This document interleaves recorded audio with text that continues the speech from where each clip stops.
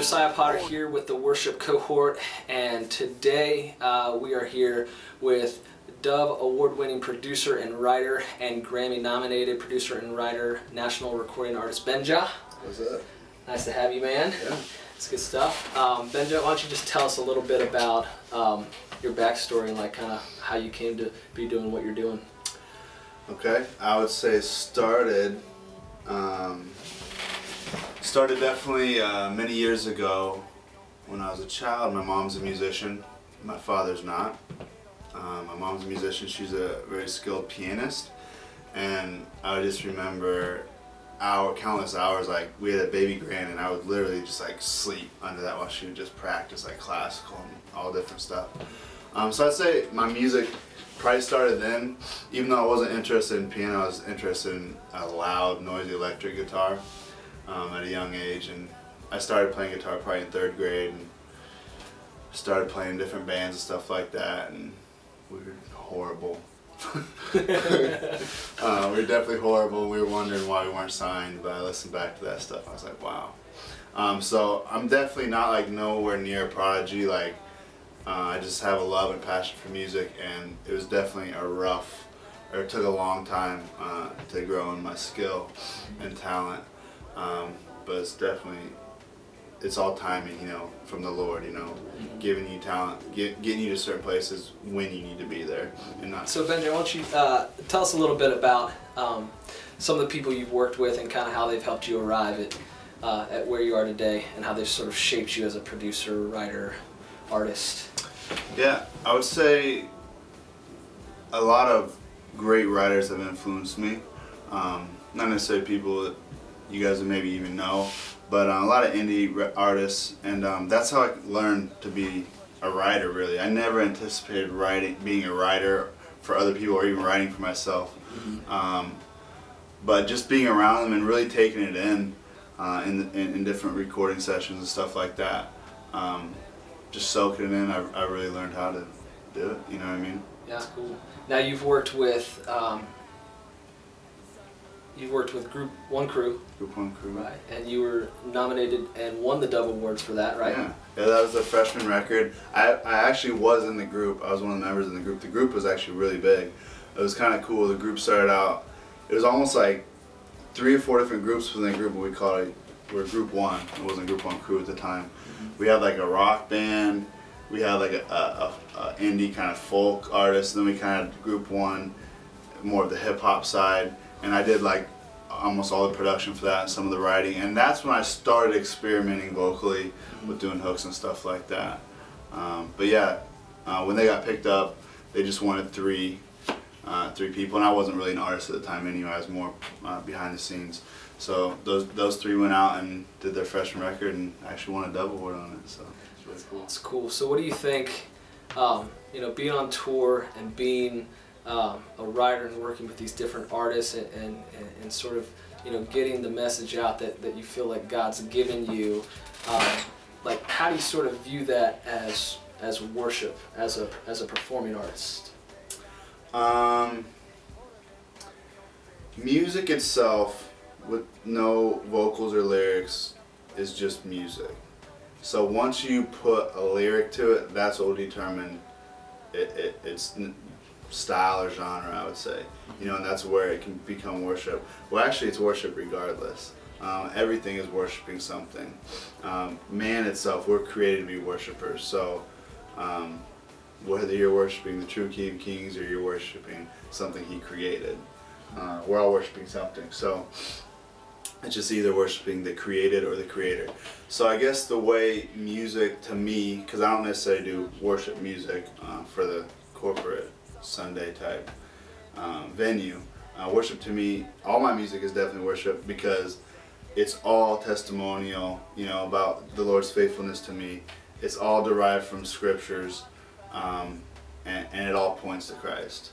Nothing points to me, and if it does, if I am talking about myself, it's all to communicate God's faithfulness in my life, to where it's more testimony. Cool. And as an artist, you know, you would agree with me that we were created outpouring worship. You know, like that's how we were created. Harold Best said that in his book Unceasing Worship. And so as we're created worshiping, how would you kind of shape and mold a guy that like would come under you, would disciple him and say, hey, you know, this is how you make sure you worship with what God's given you to His glory, and not to some of the idolatrous stuff that we see going on in mainstream and actually some of the Christian industry today? Yeah, naturally when you start writing, you write about me, I, look at me. Just naturally, because we're selfish, naturally. We're born into sin like that. And you have to really train yourself to become more gospel-centered with that, because the gospel has nothing to do about us. The gospel has everything to do about Christ and His death and the Spirit drawing us into Him. It has no act of us. So as you are washed in that, and hopefully you renew yourself daily, like it's gonna come out in your writing. It's gonna be less about you, unless it's more testimonial, which, like I said before, testimony is about, it's talking about what God has done in you. So you're gonna be speaking about yourself. That's good. I think a big misconception of people or of artists or producers, especially people that are working with well-known people, is that they're not like real people. And like the truth is, you live 10 minutes from my house, you know, and so like you go to Cross Point, Orlando. Like, what role does the local church play in shaping your worship and then also your music? A lot. I'm really glad you asked that. The local body is probably one of the most important things in a Christian's walk. Not having a home church was really tough for me. The last 2 years was rough for me spiritually. I was a part of like Bible studies and different accountability things, so I was having some community, but not enough. And the church is, like, I feel like there's so many like holes, gaps in my life right now that are getting filled right now from the church, with just, I mean, I don't really know where to begin, but you know, accountability, like solid community, serving, which is the most important thing, because I've served a lot of churches, but it's been more of a job, more engineering type stuff. And it was a job, and it's viewed as a job, and I was focused, and I couldn't even pay attention, so I wasn't really getting fed. But serving now, you know, working with the worship team, however they need me, like, I just tell them I'm open, whatever you need. You know, you need acoustic, you need electric or bass or vocals, whatever, I'm there. Like, I want to serve, like, I see a need, like, just let me know, like, I'm here.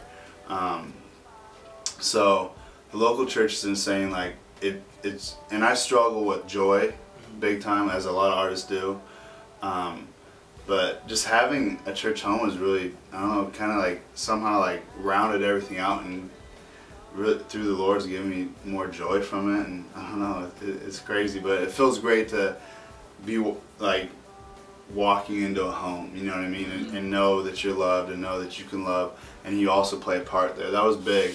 Like, I've been a part of other churches where I didn't feel they needed me for anything, like. Not that you need to feel valued or anything, but you want to feel like you're contributing and really playing a role, you know what I mean? Not just like taking up space. Yeah. And I feel like the Lord can really use me, you know, here.